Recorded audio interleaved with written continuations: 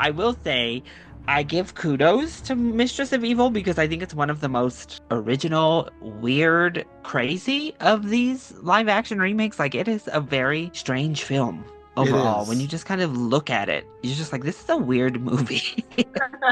But I appreciate that they went there and they made it so weird and they went kind of crazy with it. Some of it doesn't work, but I definitely appreciate the swing they went for. Mistress, I have a little bit of news. Don't ruin my morning. Hey everyone, it's Jonathan. Welcome back to Every Version Ever and the Disney Movie Marathon. Today we're following up our Maleficent episode and we're talking about Maleficent, Mistress of Evil. I'm joined once more by Larry of Chili Boy Productions and Nicki of Trivial Theater, and I think we got all the necessary introductions out of the way in the first episode, so we can probably jump right in and talk about this bizarre, probably unnecessary, yet still fun sequel, Maleficent, Mistress of Evil. So for Maleficent 2, Electric Boogaloo? sure. I still have never seen whatever that title is referencing. We'll have to change that at some point. So for Maleficent Mistress of Evil, I went into this one thinking that I liked it more than the original. Like it for both of them, it had been probably since the theater, since I saw these. Like I liked them, but not enough to buy the DVDs or rewatch them without a reason. So it probably had been since I had seen them in the theater until I decided to rewatch them. And like from my memory, I was thinking, for whatever reason, I was thinking the second one was better than the first one. I think I've flipped now. Like, not that this one is a bad movie. Like, I like this one maybe a little bit less than the original, but like going into this, I was thinking, oh yeah, this one's going to be better. And then we started getting into like all the weird fairy gremlin things and this dumb Pinto character that was like some sort of a weird Barbie movie side character. And I was like, oh no, have I misremembered this thing? But then it did get a lot better because like the whole dinner scene, the confrontation between the two queens, I I started remembering why I had liked the movie. But yeah, the beginning of this, it just felt well, even Maleficent herself almost kind of felt like a different character until you start getting into more of the story because it seemed almost like a weird bizarre 180 from where we last left her because she's like mad that Aurora's being proposed to and she doesn't want to go meet the parents or whatever. It almost seemed out of character for her. But then you start finding out about the parents, which apparently Maleficent knew more than we did with these people. Again, you could just always assume royalty is Yes. not to be trusted. And this one, I thought it was interesting. Like the king and queen in this are basically new characters. Like Prince Philip had a father in the original Sleeping Beauty, but King Hubert is not the same character as this king. What was his name? I'm not even sure I remember. He had such a small role in this John? because he fell asleep for most of John. it. Was it King John? Yep. Yeah. It's not the same character because King Hubert is like a jolly, funny guy who he was kind of annoying to me in the original a bit, but like he's fine. This is not the same character. So it didn't have the same issue that I think that other people had in the original with King Stefan, if anyone thought that he was being character assassinated or whatever. Imagine Yeah. that, caring so much about King Stefan to call it an assassination of I don't characters. even Crazy remember work. I don't even remember who was so upset, but I remember reading people online talking about King Stefan being done dirty or something like that. Well, there are so many like smaller characters that get that same thing, you know? I think people see themselves in a certain like side character and then Yeah. becomes like their character, you know? Mm. This one was another one I thought was advertised really well. I don't know if you all loved the trailers. I loved the trailers for this movie. I thought it looked a lot of fun again. And it kind of, I kind of had the same issue that I had with the first one. But this one wasn't that they kept her evil too little because obviously I had watched the first one, so I knew she wasn't going to be evil. She would just be kind of a straight up heroic figure in this one. My main problem was it's actually something they did, I think, twice pretty close together between this and then Huntsman Winter's War, if you all remember that movie, is they set up this premise of these two queens battling it out. You know, like they set up this amazing dynamic, and you just said it. That dinner scene is the best scene in the entire film when it comes to the Maleficent Mistress of Evil. Hmm. And getting Michelle Pfeiffer and Angelina Jolie sparring off as like these amazing queens.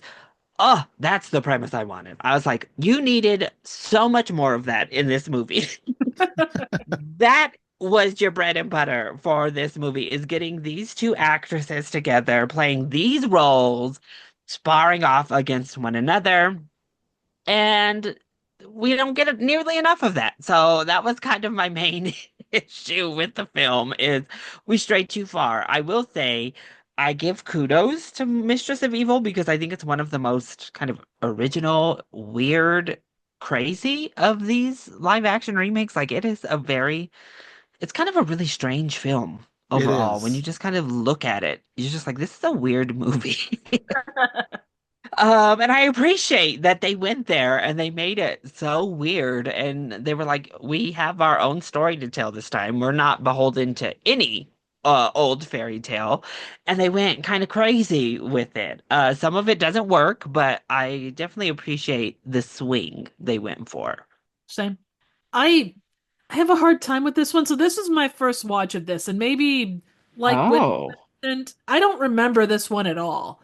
But I kind of fell off the Disney train for a while, and I don't know. But I'm with you, Larry. There's so much of this movie that I really appreciated. It took what could have been a very average, paint by the numbers sequel, and it really truly did do its own thing. It went in all kinds of directions. It was part like or not origin, but this is what Maleficent is. Hey, great, woohoo, we get to meet her people. It's part, meet the parents kind of style thing. It's all of these things, but then it kind of, I don't know if there were too many ideas and it spiraled off in Yeah. too many directions. Hmm. But if I had one thing with this, I feel like we lost Maleficent for a good chunk of the movie. It really did become the Michelle Pfeiffer show. Yeah. Yeah, Yeah. Maleficent kind of just disappeared. Like she got injured and then she's kind of Yeah. sidelined. And that's just a really weird choice. Yeah. Yeah, Like I she's say, like up in that little place with Chiwetel Ejiofor and those people. A little yeah, too long. exactly. And it's like you got all this build up for all these things that she was supposed to be. And at the end of it, it was just like, oh, okay, power was inside of her the whole time. Someone just had to tell her that she had that power. There wasn't a lot of actual growth per se. Like it's not like she went through a training montage or secret. It's just kind of you are the daughter of bigger things. Go forth. Head boop Connell and go and be a phoenix and I don't know. I There was so many like cool little things that they could have done and I'm with you though. The fact that you had this fabulous like evil queen and they didn't do the whole like there could have been such a cool battle. There was so much potential here for what could have been and like they started going for it, but then it's almost like they felt maybe they were too far away from what things were. I don't know, but they lost what they had and I don't I know. almost feel like this should have been a mini series and it should have not aimed for a kid audience. Because, like, I think a lot of stuff that they could have done were kind of dulled down because they wanted it to be PG again. And so much of the stuff just felt rushed. Like, as much as, like, Maleficent disappeared for a long period of time, I don't think it would have felt like that if you would have given more time with that and given more explanation to the backstory and more explanation to Michelle Pfeiffer's character and what she's doing. Because a lot of the magic stuff, like I started thinking about it, I was like, none of this makes sense. Like the curse thing with the spindle of the spinning wheel, like why is the curse still attached to the spindle of the spinning wheel and why that specific spindle? Like Yeah. I feel like somebody just had an idea and went with it and didn't stop to think it through very well. I felt like we needed more time, especially towards the end, because it just like things kept ramping up and going faster and faster and faster, and then suddenly it's over. Like the battle just ends. It just felt ugh, like if this was real, neither of those two sides are going to be friends in the end. Yeah, no, I think it definitely suffers from just too many ideas being thrown Yeah. at. I think they wanted to do the Maleficent origin story stuff, but maybe they were struggling to find a good conflict in there. So then they were like, well, let's add the parents, the evil queen, Michelle Pfeiffer stuff in here. And then for me, that became the more interesting stuff, especially because Maleficent's gone for so long. I was like, I agreed. I was like, oh, we just didn't get enough interactions between her and this queen specifically in my book. We also focus a lot more on like Prince Philip in this movie because, like we talked about, he was like absent in that first movie. He was hardly there. They recast him as Harris Dickinson, and he showed up a heck of a lot more this time. But he wasn't necessarily a more interesting character. He really He's just kind of wasn't. there. Mhm. You're like, okay, you're taking up more screen time, but you're not like interesting. He had the same depth as he did in the original cartoon. Yeah. Okay, cool. And then Aurora's uh, her development in this film, I think, could have been more interesting as well because it is a good idea, because you have that conflict between her and Maleficent in this film, that she kind of has to overcome herself. But again, it's not given quite the depth you would like it to be given for it to really hit home. Hmm. Her kind of like turning on Maleficent, almost like that internal struggle she's having between Maleficent and her new life and what she's thinking Maleficent's doing, but also her suspicions of the new family, the whole thing. But it's not given the depth that it's needed, I'd say. Yeah. Even if this wasn't a miniseries, like a two-parter, like two movies, there's so many ideas in here to fully realize them. I think it would have taken at least two movies. Because, like, I like most of the ideas that they introduce. I don't really like the hedgehog fairy thing and her backstory and like falling in love with the mushroom man in captivity, whatever. Like that felt like a Is that Barbie what was movie going side on there? plot. I think Like, so. Like they don't Yeah, even that speak was. English, so it's hard to tell. I'm just trying to pick up from body language. Like they weren't horrible characters, but they were just like borderline annoying. They felt like it reminded me of that thing in that one Barbie movie. Well, I think it's in more than one. The little blue thing. I don't know if you guys have seen any Barbie movies. I've seen a couple for the podcast. Bibble. It made noises and just kind of flew around and did stuff. It was just kind of annoying, but like the kids who grew up with those movies loved that character. That felt like they were trying to make a Bibble with this Pinto thing. maybe they were trying to pull the oh, what was the character in Thundercats? Was it Snark? Oh, Snark. Snarf? Yeah, Snarf. Snarf. Yeah, that was that Yeah. that is that generation's Snarf. Yeah, probably. But like I think that's like the only side plot that I really didn't like because all the other ones had potential to be better than they were. Like I love the idea of Maleficent being this majestic phoenix fairy race thing that we get some more of that backstory. Like I love that image, like all of these creatures that are like angels, but they have horns and like spiky things on their wings. That just is such a cool creature idea. And I love that. But I kind of wanted more with them and not just battling. Like, I don't know. Like, I feel like that needed more fleshing out. And then the whole queen thing. Like we get the line about like so and so and her family was killed by creatures in the forest and that's why she wants to kill everybody. But like I don't know. She just seemed to ramp up the evil just for evil's sake. Well, it's like it had been festering for ages and ages and ages, and it just Hmm. started coming out when she had the chance. I mean, you could, if you wanted to, relate it to, certain policies and people today, if you really wanted to go down that. Yeah, Like yeah, it's every single thing that's ever been slighted against her, she blames on this one event, and it ramps everything up. It drives her to all of the evil. Yeah. Yeah, and I think if it had been given more time, we could have made those type of comparisons hit, as Hmm. whereas now it kind of just is, we can put that in ourselves, or like maybe it's slightly hinted at, but it's not given what it needs. Yeah. I will say that for being a PG movie, more so than the original, this was an I'm torn on this because I appreciated the darkness, but I didn't care enough about the characters that they were doing stuff to go, "Oh Yes. dear God. Ah, no, not that character. Are you I talking about the love gas that chamber tree. scene? Yeah, I love Oh that my tree. gosh.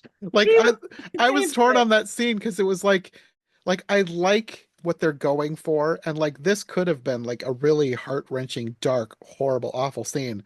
But I did not care about these characters. Like the closest I got to caring about anybody was slightly redeeming Flittle's character by having her sacrifice herself. It's like, okay, somebody did something useful, and sadly now she's dead. I guess maybe she's not dead though. Like the thing at the end with the flower did something, and maybe that was her. I don't know. Oh, But it was the like, tomb flowers. They were like when the fairies die, they bury them, and then their energy and magic come up through the flowers. but this one was blue and it did something, and they Well, talked but to she it was like a it might have still been her. yeah. I don't know. Like, I I just don't know assumed what that they were going for. Like I said, most of the magic stuff didn't make enough sense because they didn't really explain it well enough. I just assumed that she was a fairy, and fairies are a little bit more. I don't know, the power, the strength that they have and the power that they have maybe translates more through where there is some sentience. I don't know. Either way, the whole scene, like I liked what they were going for, but I didn't care enough. Like it is super. Like if you think about what's going on, this is one of the darkest scenes they've ever done. It's basically a gas chamber. They've collected all of these creatures in here, and they're gonna kill them all with this powder stuff, and they can't escape. And then one has to literally sacrifice their own life to save some of them because half of them are already dead. Like this is super dark, Yeah. but I don't really care about anybody. Like I don't like those little pig frog things. Like the trees are fine, but I don't care about them. Yeah. The fairies, like I like the designs of the little plant people, but like I don't care about them as characters. So like they could have made it hit harder if you had characters you actually liked. The closest they got, I think, was the fact that they included the three fairies. But even then, I found them so annoying that it didn't really bother me that one of them died. I kind of liked that she sacrificed herself. It elevated her above the other two. The Yeah. other two are still there to be annoying, but I And don't know. you It's really don't get any time with them either. Like there's yeah. no, okay, it's that thing I remember from that one movie that's slightly better. But that was really all that you got with those three characters. Yeah, they don't have much in this movie. Like all you're relying on is the memories from the first one, and in the first one, they were so annoying. I didn't like them. Right. The one other thing that got me about the woodland creatures was the fact that you had the pig, frog, toad things, you had the fairies, you had the big tree guys, but there was a lot less diversity of animals in this. Yeah, I noticed there was things that like the Queen decreed that everyone should come, but like there was a lot of people in the first movie that we don't see again. Like the warriors riding on the warthog things. You don't see any of those. Like I'm assuming that the underground snake serpent monster skeleton tree thing has some kind of sentience. Why didn't it go to the wedding? There's so Water. many Yeah. creatures we saw in the first one that aren't in this one. So, I don't know. I will say one thing I loved about this movie was the costume design. Oh, Hmm. fantastic. The costumes in this, I mean, they were so good. So I was like, okay, the costume department showed up. I mean, really, that's one thing by and large. Beauty and the Beast, please step out of line because you're not included. Everybody else, by and large, you can count on the Disney live actions to have great production design and good costuming at the least. But for me, this Maleficent 2, oh, I loved the costume work they did in this film. Like every single thing Michelle Pfeiffer wore in this movie was amazing. It was so good. I loved Angelina Jolie, particularly when she comes back. So with like that new black when she comes down for the Yeah. war. Oh yeah. Oh, it's so good. So I was just like, oh, and the production design itself is also fantastic in this, as I think it was in the first one. I think the production was really good, but oh, the costumes, chef's kiss, amazing. And I don't know if it counts as costumes, but like the different races of the Dark Fae, I loved how different all the different types of them Oh were, yeah. like different birds. Well, my favorite is the parrots. The ones that are based on parrots, like that is an awesome idea. I wanted more Yeah. parrot people. They were fun. They were really fun.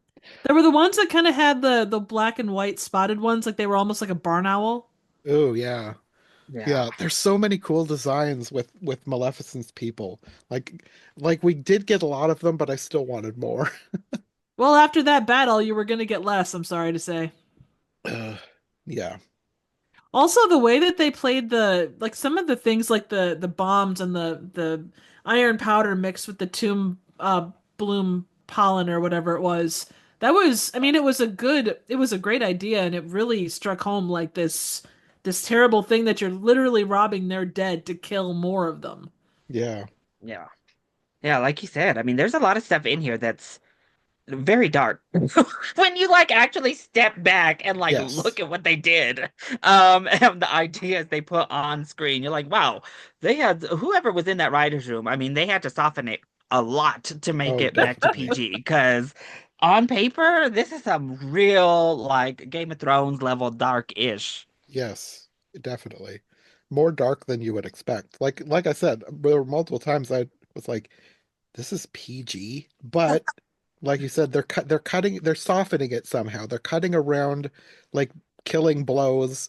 Like when the bombs explode, they turn into dust. There's no gory explosions of the bird people. So they make it palatable enough.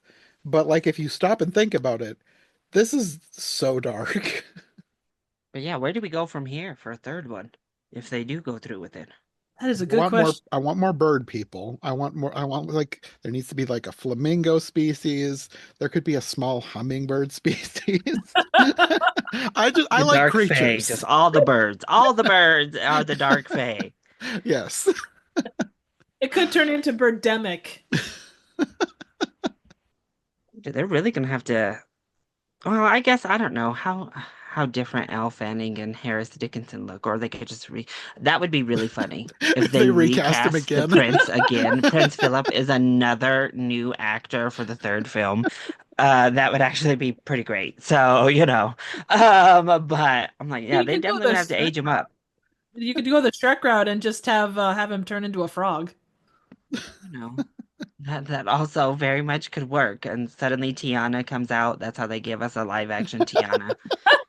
She she shows up to kiss the frog, But it's somebody else's prince.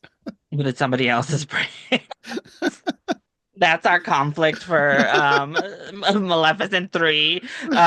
Elle Fanning's Aurora versus Tiana for Prince Philip the Frog.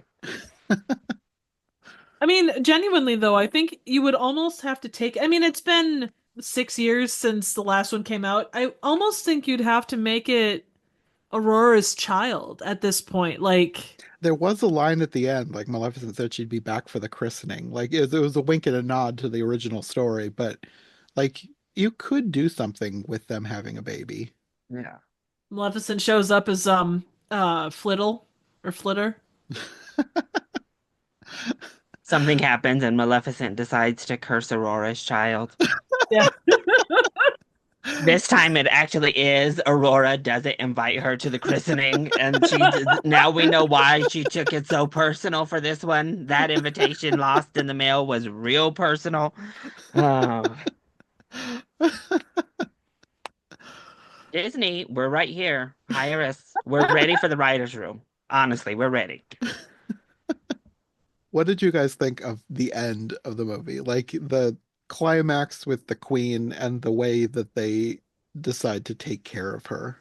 I read a lot of reviews online that were quite upset with the fact that, she does basically a genocide and then she gets turned into a goat. Uh-huh. Um, I'm trying to think what that was based off of. It was like, oh, I think one of the suggestions was it was an ode to Stardust, because Michelle Pfeiffer's character turns into a goat there as well. But it's like that seems like such an odd thing to pull from specifically. Yeah. I mean, it's kind of weird. Because again, we're not as scared to, push people off of buildings or whatever in Disney movies to just kill Hmm. them in a way that's palatable. So, yeah. I mean, I guess maybe they were trying to be a more karma-based one that she's turned in. I mean, she's not really turned into a fairy, but she's turned into kind of a woodland creature type of Yeah. thing.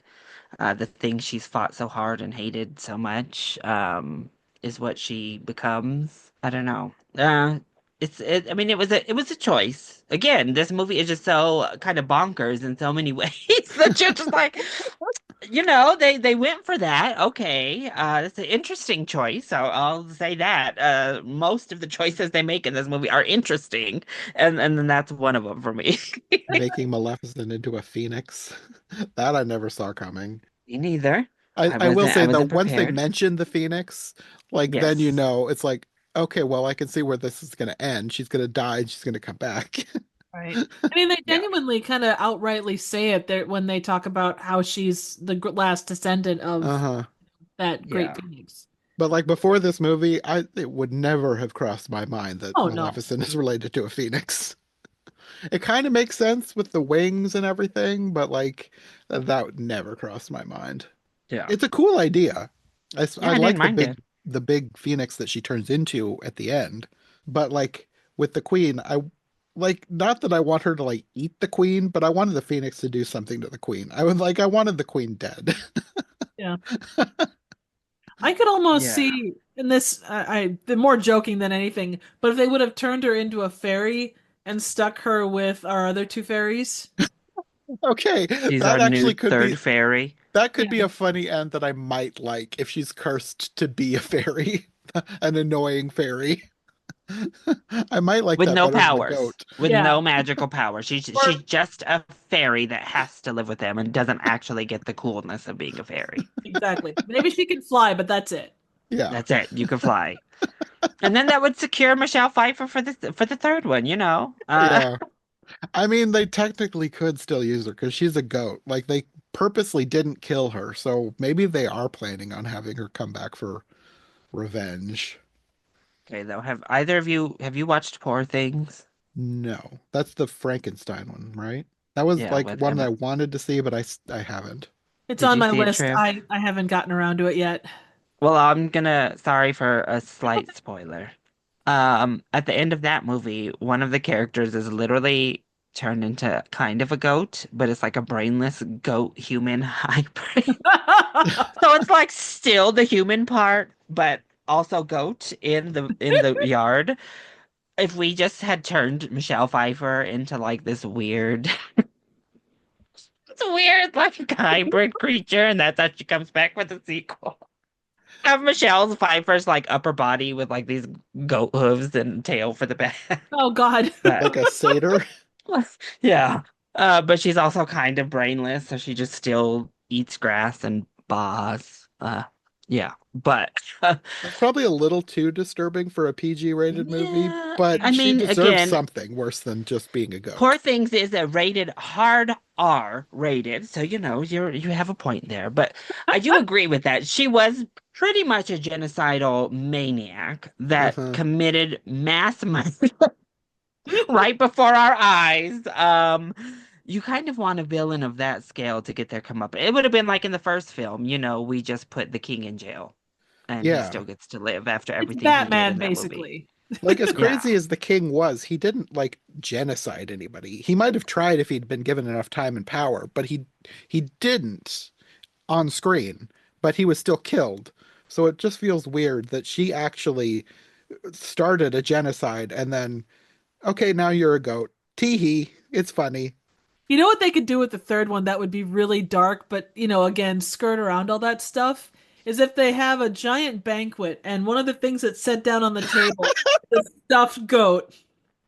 Oh my God. That's the opening scene, just is Yep, a banquet and we're eating a goat. yep. And it's got like a similar collar.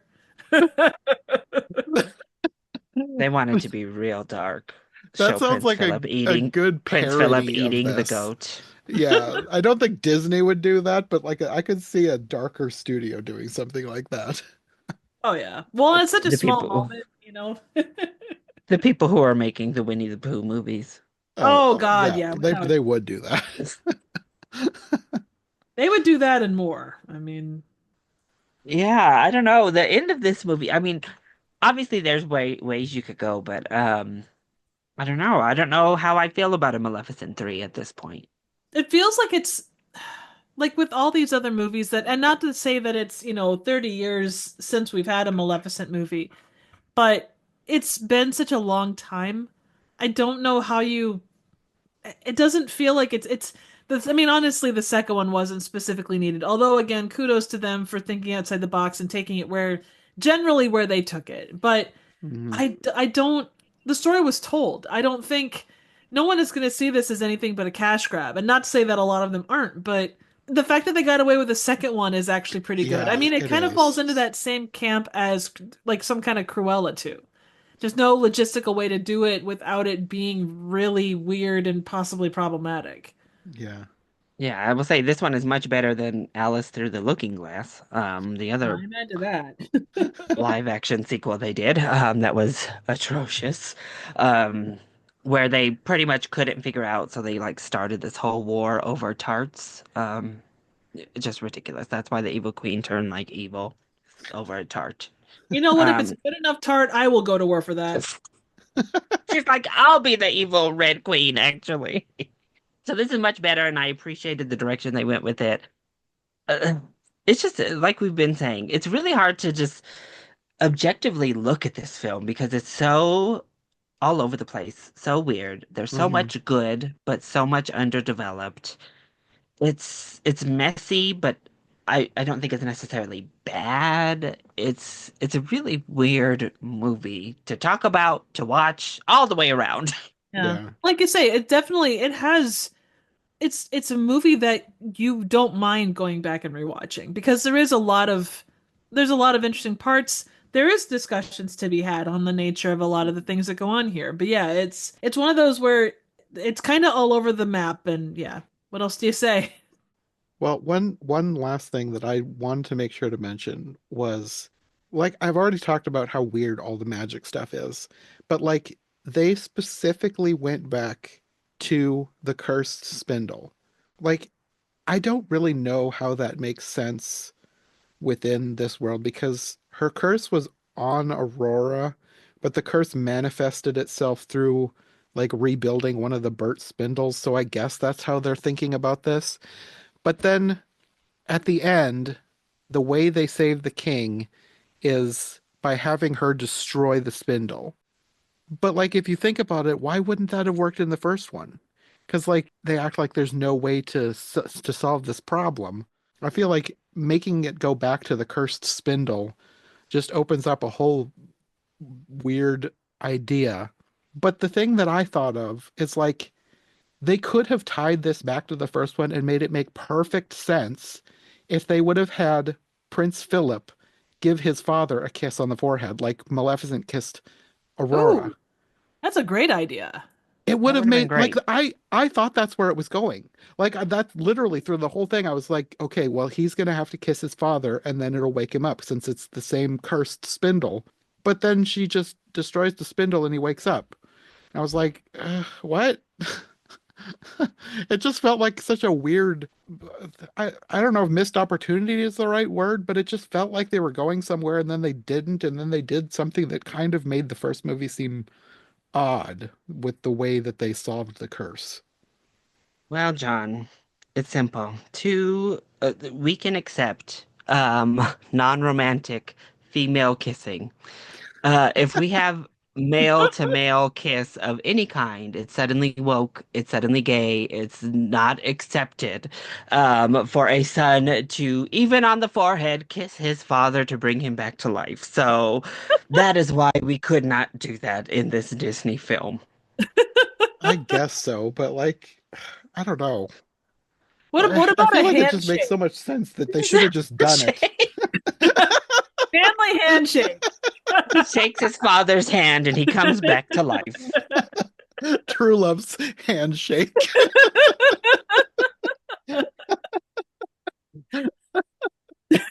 Yes, all sense be damned. We don't show the platonic male affection, John. Come on now. I I mean, kind we of could wonder to do. myself if that's why they didn't do it, because it feels like the natural conclusion of that story. And I don't know if, like, I have no idea if that's just something that I thought of or if they had that, were thinking that, and then they chickened out. Because, like, I felt like that's where it was going, and then they didn't. So I was like, were they planning on it? And then they didn't? I don't know. And I did wonder if they did it because they didn't want complaints about that. But, like, the complaints would just be dumb. It's the father and son. I don't know. It's just, I don't know. It's one of the many things about the magic in this movie that didn't make sense. Like, as much as I can forgive fairy tale magic, whatever, like, at some point I question things. What? Questions? I don't know how you could possibly question any of that. Right? I think that's also just kind of a problem of needing to tie it back. They kind of wrote themselves into their own problem by needing to tie it back into the problem in the first movie. Hmm. I don't know, trying to connect it in a way, and give someone the familiarity of that original plot line, and then you write yourself into like weird situations where you're like, well, how the hell did we get out of this? Yeah. Well, when she first stabbed him, I thought it was the little troll guy, Warwick Davis' character. I don't remember his name. I thought it was him making a potion and she just kind of injected him with something. I didn't realize at first that it was the spindle until it was said later. And then I was like, oh, okay, they're going to do the true love's kiss thing. Because, like we've said before, Prince Philip didn't get a whole lot of character development. I feel like that would have given him and his father a really nice moment. Yeah, it would have. But then we just burn up the spindle and it's And solved you now. give and you give Prince Philip kind of the moment from the original film, Yeah, the true that love's kiss too. Yeah. just to save someone, which he doesn't have anymore because it didn't make sense in this story for him to be the one in the Maleficent film. You Yeah, then give him that opportunity to have the moment where he saves someone with a true love's kiss, but again, no. yeah. Just an odd choice in a movie full of odd choices. That's a very good way to state it. Yes. Really the sum of Maleficent, Mistress of Evil. Yeah. And again, it's not like a fully bad film. There's so much in this that I do like watching. Like I did not feel bored watching this at all. So it's just it could have been so much more than it was. Yes. I don't know what you guys think about this, but I just thought of it looking at the way that King John is taken out by the, and we don't really see what it is, and then it's later said that it's the spindle. Do you think that was put in because some studio exec was like, "Oh, this is too far away from the original. We need to pull it back in," or something like that? I think very well it could have been. Yeah, Like I I don't said, know. I think it maybe, yeah, a studio exec was like, we need more ties to that first film. Like we're getting too far away, and they retroactively did it because we know Disney is not above that by No. any means. Yeah, the whole tying it back to the spindle thing. Like I guess I can see why they want to do it because this is technically the Sleeping Beauty story, but I the way they were setting up Warwick Davis's character, I really thought he was making like poisons and stuff, and I thought she was using stuff that he was making for her to poison the king. I feel like that makes more sense than making it a magical curse from the spindle that cursed Aurora. But nostalgia and kind of hitting those nostalgia buttons are Yeah. more important than sense, John. Oh, absolutely. If you're in the exec room, you know this. Yes, yes. Thank God we're not. Uh, I don't know what part of me wants to be so I could help improve them, but I don't know. Maybe they would take me down with them. They would Yeah, make you'd you a get. cynical, terrible person, I think. I think they'll brainwash you upon entrance. They Yeah. have they have some kind of injection of their own, to that you must sign your sense away, for a cash grab when you enter the room. They have special Disney ear or Mickey ears. Mickey ears. I forgot to mention it too. Not that it's the same thing, but like thinking of people who are doing doing someone else's evil bidding. Not that she was brainwashed, but what was up with her minion lady, Michelle Pfeiffer's character? I don't remember the actress's name, but she was like psychotic. I think she just really enjoyed like pleasing the queen. Take that how you will. Oh, why? Her whole thing, like playing the evil pipe organ, I was like, this is so over the top. I mean, if you're gonna do a genocide, you might as well have some good like evil organ music. Sure. And I can always appreciate Disney deciding to just give us straight up evil. You know, Yeah, yeah, give us over the top evil every now and again. yeah. Well, I think that is probably all we have to say about Maleficent, Mistress of Evil. I think at some point we will be back for another episode. We are eventually going to be talking about Cruella as well.